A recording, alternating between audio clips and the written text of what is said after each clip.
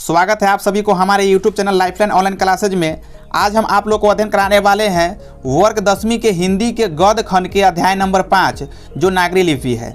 अगर आप लोग इस चैनल पर नए हैं तो चैनल को सब्सक्राइब करें, बेल आइकन प्रेस करें ताकि समय समय पर वीडियो के नोटिफिकेशन आप लोगों को मिलता रहे।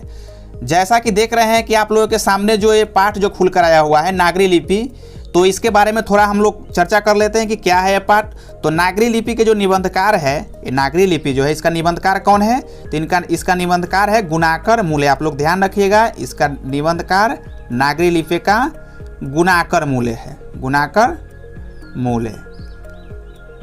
और इनका जन्म कब हुआ था गुणाकर मूले का, तो 1935 ईस्वी में इनका जन्म हुआ था। गुणाकर मूले का जन्म 1935 ईस्वी में हुआ था।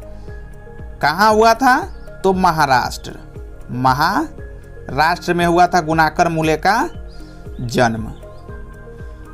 और इनका मृत्यु कब हुआ गुणाकर मूले का, तो ध्यान रखिएगा इनके मृत्यु जो हुआ था, मृत्यु हुआ था 2009 में हुआ था, 2009 ईस्वी में। तो चलिए बिना देरी के क्वेश्चन को हम लोग शुरू करते हैं। क्वेश्चन है पहला नंबर कि नागरी लिपि के आरंभी लेख कहाँ से मिलते हैं।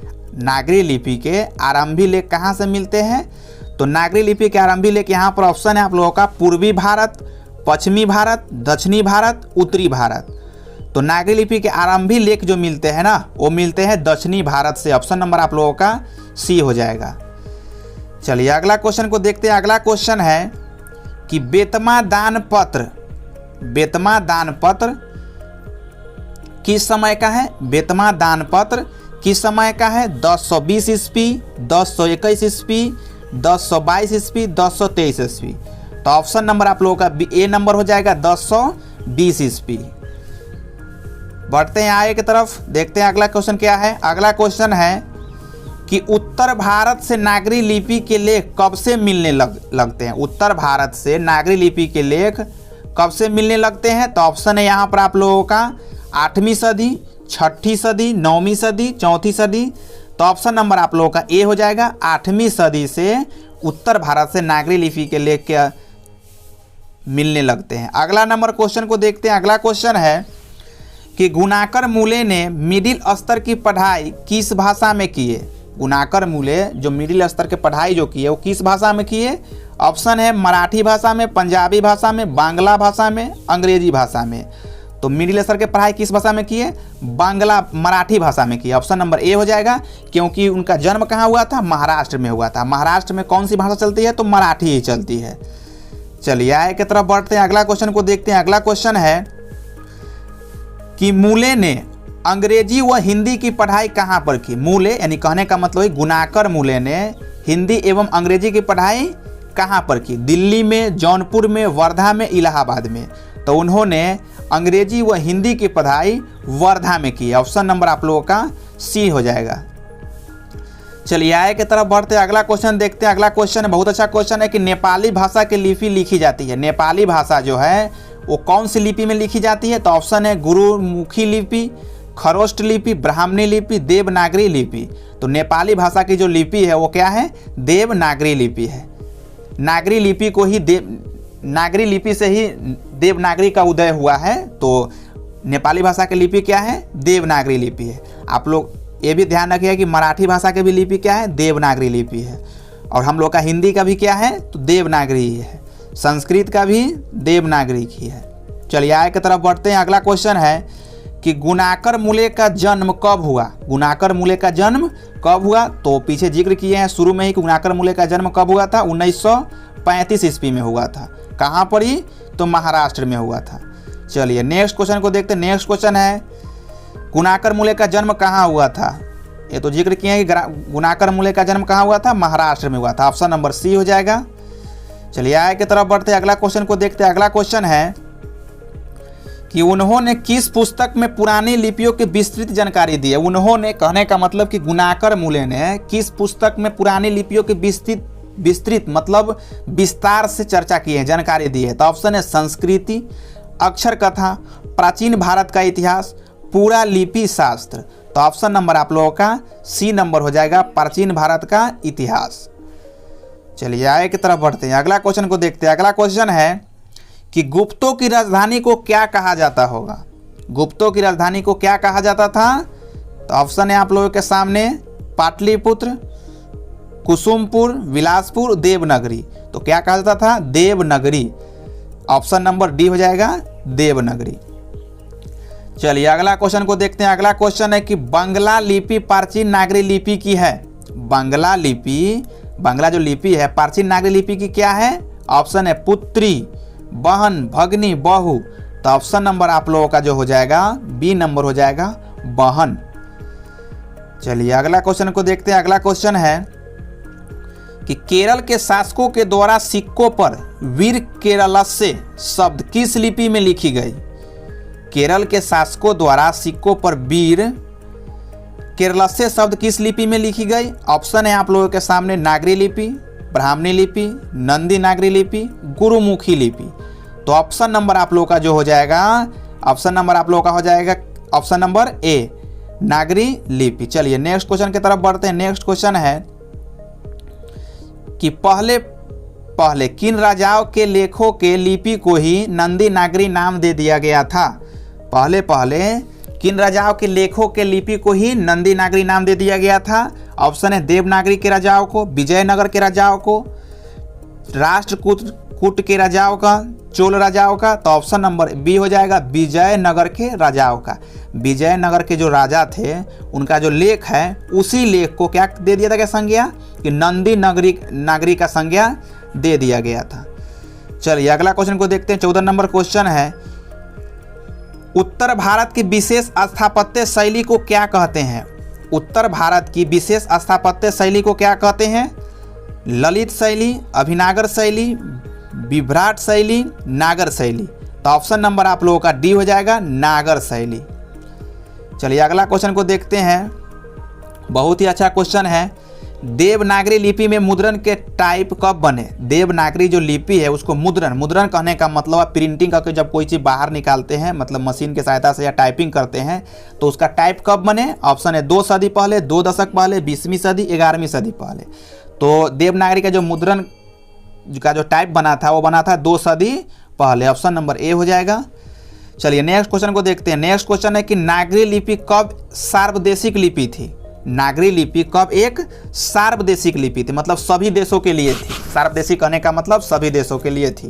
तो ऑप्शन है 15वीं सदी में, ईसा पूर्व काल में, सी में 8वीं से 11वीं सदी में, डी में कभी नहीं। तो ऑप्शन नंबर आप लोगों का सी हो जाएगा। 8वीं से 11वीं सदी में यह एक सार्वदेशिक लिपि थी। कौन लिपि? तो नागरी लिपि। चलिए अगला क्वेश्चन को देखते हैं। अगला क्वेश्चन है कि पहले दक्षिण भारत की नागरी लिपि क्या कहलाती थी? पहले दक्षिण भारत की जो नागरी लिपि थी वो क्या कहलाती थी? किस नाम से जाना जाता था उसे? तो उसे सिद्धम के नाम से जाना जाता था। ऑप्शन नंबर आप लोगों का डी हो जाएगा सिद्धम। अगर आप लोगों को वीडियो अच्छा लग रहा है तो वीडियो पर लाइक कर दे और एक कमेंट कर दे, ताकि आप समय समय पर आप लोगों के लिए हम वीडियो बनाकर अपलोड करते रहें। अगर नए हैं तो चैनल से जुड़ जाए, क्योंकि इस चैनल पर प्रत्येक दिन सुबह शाम वीडियो अपलोड हो रही है। तो चलिए आगे की तरफ बढ़ते हैं। अगला क्वेश्चन देखते हैं। अगला क्वेश्चन है कि गुणाकर मूले ने विभिन्न विषयों पर कितने निबंध लिखे? गुणाकर मूले जी जो थे वो विभिन्न विषय पर कितने निबंध लिखे? ऑप्शन है 1500 से अधिक, 2500 से अधिक, 3500 से अधिक, 4500 से अधिक। तो 2500 से अधिक यहाँ पर क छूट गया है, अधिक 2500 से अधिक निबंध लिखे। चलिए आगे की तरफ बढ़ते हैं। अगला क्वेश्चन है कि भारतीय लिपियों की कहानी किनकी प्रसिद्ध रचना है? भारतीय लिपियों की कहानी जो लिखा गया है वो किनकी प्रसिद्ध रचना है?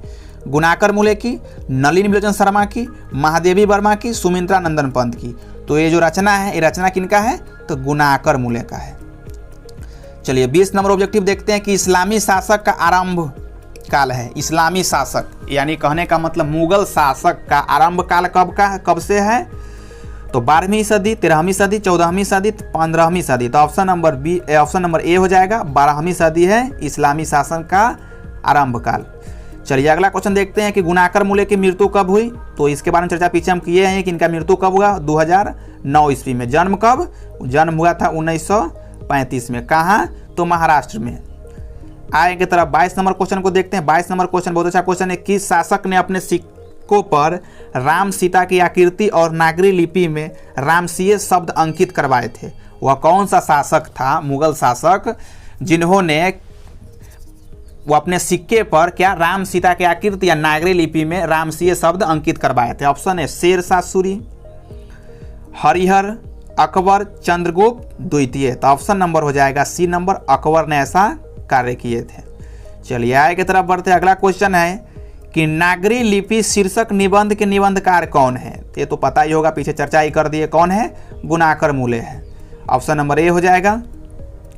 बढ़ते हैं 24 नंबर क्वेश्चन की तरफ।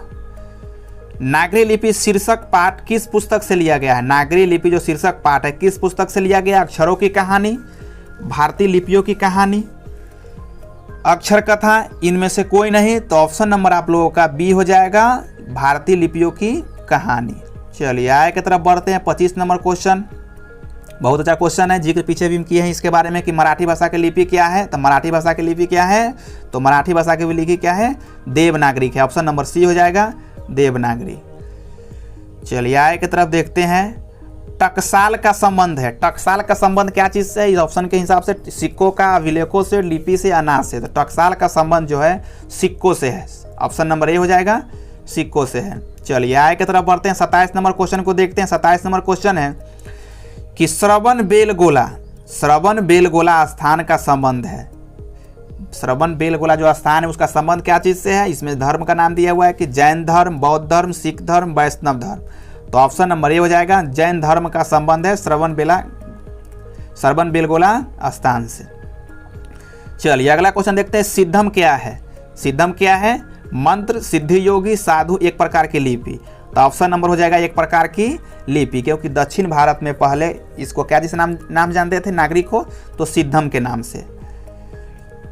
अगला क्वेश्चन है कि किसे देवनागरी की संज्ञा दी गई है। आप लोगों को भी पता होगा, एक क्वेश्चन बहुत ही प्रचलित क्वेश्चन है कि किसे देवनागरी की संज्ञा दी गई है। प्रयाग को, काशी को, मथुरा को, उज्जैन को। तो देवनागरी की जो संज्ञा दिया गया है वो दिया गया है काशी को। ऑप्शन नंबर बी हो जाएगा। काशी कहाँ पड़ता है, तो उत्तर प्रदेश राज्य में पड़ता है। चलिए अगला क्वेश्चन है 30 नंबर की हिंदी के आदि कवि कौन है। हिंदी के आदि कवि कौन है। तो हिंदी के आदि कवि जो हो जाएंगे, ऑप्शन नंबर आप लोगों का ए हो जाएगा, सरहदपाद। हिंदी के आदि कवि कौन है, सरहदपाद है। चलिए नेक्स्ट क्वेश्चन के बारे में देखते हैं। नेक्स्ट क्वेश्चन है कि अमोघ वर्ष कौन था। अमोघ वर्ष कौन था। ऑप्शन है आप लोग के सामने, एक विद्वान, प्रख्यात राष्ट्रकूट, एक कवि, राजवैद्य। तो ऑप्शन नंबर आप लोगों का बी हो जाएगा, प्रख्यात राष्ट्रकूट था अमोघ वर्ष। नेक्स्ट क्वेश्चन देखते हैं 32 नंबर क्वेश्चन। 32 नंबर क्वेश्चन है कि मिहिर भोज की ग्वालियर प्रशस्ति किस भाषा में है। मिहिर भोज की जो ग्वालियर प्रशस्ति है वह किस भाषा में है। प्राकृत भाषा में, अपभ्रंश भाषा में, संस्कृत, हिंदी। तो इनका जो ग्वालियर प्रशस्ति है वो किस भाषा में है, संस्कृत भाषा में। ऑप्शन नंबर सी हो जाएगा, संस्कृत भाषा में।